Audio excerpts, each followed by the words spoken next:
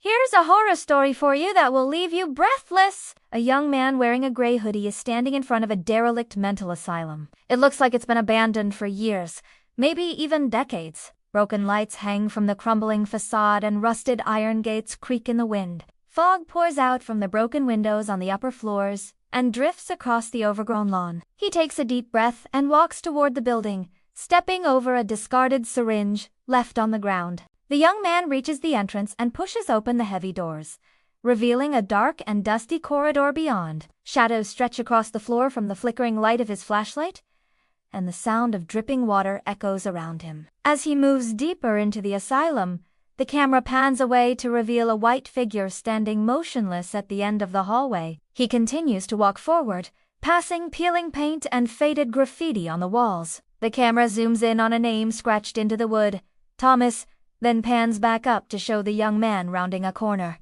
A gurney is overturned in the middle of the hallway, suggesting a struggle or perhaps a hasty escape. He shines his flashlight down the next corridor and stops suddenly when he sees a malevolent face peering back at him from the darkness. A thin, pale man with hollowed eyes and a gaping mouth lunges out at him and lets out a scream before disappearing back into the shadows. The young man recoils in surprise and takes a few steps back, his heart pounding in his chest. But there is no sound except for the drip, drip, drip of water echoing through the empty hallways. Taking a shaky breath, he turns and runs down the corridor in the opposite direction. As he races through the asylum, the camera shakes with the movement, giving the viewer a sense of urgency and dread. The young man's breathing becomes heavier, his footsteps pounding against the floor as if trying to outrun some unseen pursuer. Rounding another corner, he finds himself in a large, high-ceilinged room filled with rows of rusted hospital beds. Some have ripped and stained sheets,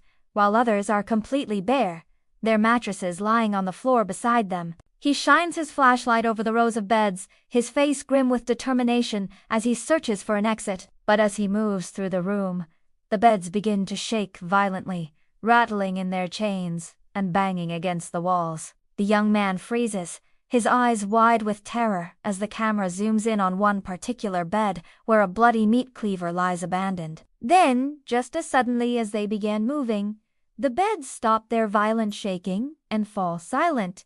The young man, still trembling with fear, slowly approaches one of the beds and cautiously pulls back the sheet, revealing nothing but a cold, empty mattress beneath. He continues his search, desperately looking for a way out of the asylum. The sound of his own breathing and footsteps deafening in the otherwise silent room. The camera follows him as he explores every corner, uncovering nothing but dust and decay. After what feels like hours, he finds a door at the far end of the room and rushes towards it, flinging it open and stepping through. The young man emerges onto a balcony overlooking a dark and stormy courtyard. Rain pours down in torrents, wind whips around him, and thunder rumbles in the distance. He quickly scans the area, desperate to find somewhere safe to hide, his eyes searching for shelter amidst the ruins. Just then, a bolt of lightning flashes across the sky, momentarily illuminating a dark figure standing motionless at the edge of the courtyard. The young man gasps and takes a step back, his flashlight falling to the ground and clattering across the wet stones.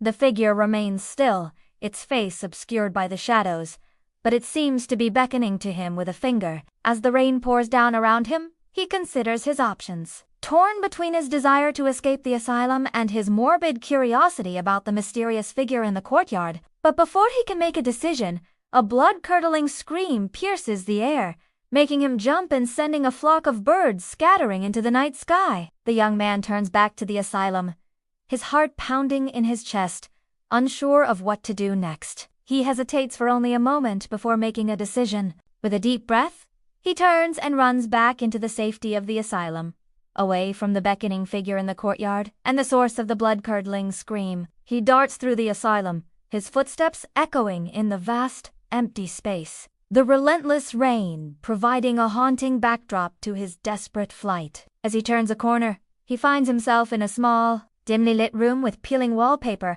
and a heavy metal table bolted to the floor. In the center of the room hangs a single, flickering light bulb, casting long, eerie shadows around him. And in the flickering light, he sees the face of the thin, pale man from earlier, leering at him from behind a barred window. The young man recoils in terror, stumbling backward until he hits the metal table, his flashlight clattering to the floor and rolling under a filing cabinet. The pale man's face contorts into a grotesque smile, revealing long, sharp teeth. He reaches out a skeletal finger and taps on the window, beckoning to the young man. With a strangled cry, the young man scrambles to retrieve his flashlight, his hands shaking so violently that the beam is almost impossible to control. The pale man continues to beckon to him, his smile widening, revealing more and more of his sharp, pointed teeth. And as the young man tries to flee the room, the camera zooms in on the pale man's face, his eyes gleaming with malicious glee,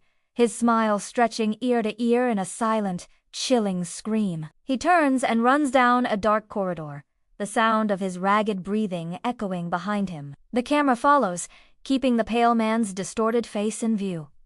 His smile never fades. As the young man turns a corner, the pale man disappears from view. For a moment, only the sound of his own breathing and the distant drip, drip, drip of water can be heard. He slows down, his shoulders slumping, his pace becoming slower and more deliberate. As he turns to go back, the camera pans away, revealing a pair of feet in front of him. They're wearing the same gray hoodie that he is. He looks up and sees the young man from earlier standing directly in front of him, his face obscured by the darkness. There is a faint smile playing on his lips. The young man takes a step back, his eyes wide with surprise and just a hint of fear. The other young man takes a step forward, and the two figures stand facing each other in the dim light. The asylum silent, except for the distant sound of dripping water. The young man raises his hands in a gesture of peace, his voice shaking slightly as he speaks. "Who are you?" The other young man only smiles wider, and after a beat, responds, "You already know who I am." The young man recoils, his flashlight clattering to the floor and rolling away. The other young man continues to advance, his eyes gleaming with a strange light. "Don't you recognize me? We've met before," he says, his voice barely a whisper. The young man scrambles to pick up his flashlight, his hands shaking as he tries to steady the beam on the approaching figure. "I don't know who you are," he says, his voice tight with fear. "Leave me alone."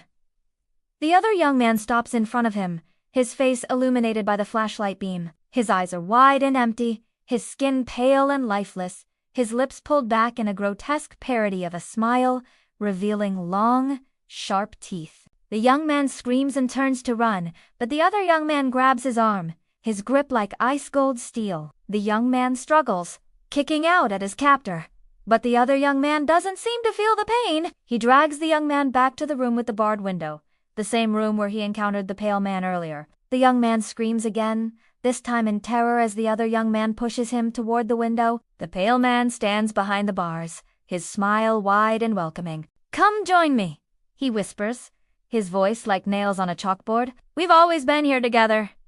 The young man turns to the other young man, his eyes filled with despair. "Let me go," he begs, "and please, please don't make me stay here."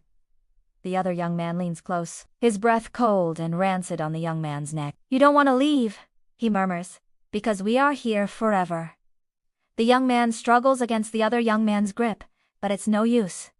He's too strong. The young man closes his eyes, waiting for the inevitable. But instead of pain, he feels a searing cold. He opens his eyes to see that the room is now filled with a thick, white fog. The other young man is gone, and the pale man is standing right in front of him, his smile wider than ever before. "Welcome home," the pale man says, his voice echoing through the vast emptiness of the asylum. "We've been waiting for you." Then the screen goes black. A single word appears in stark white letters, "Awake." And as the final credits roll, the sound of the young man's screams can still be heard echoing through the asylum, mingling with the sound of dripping water and distant thunder. This has been your host. If you enjoyed this terrifying tale, please don't forget to subscribe for more spine-chilling stories. And if you dare, turn off the lights and listen to the audio version of this and other creepy past tales. Until next time, sleep tight and don't let the bedlam demons bite.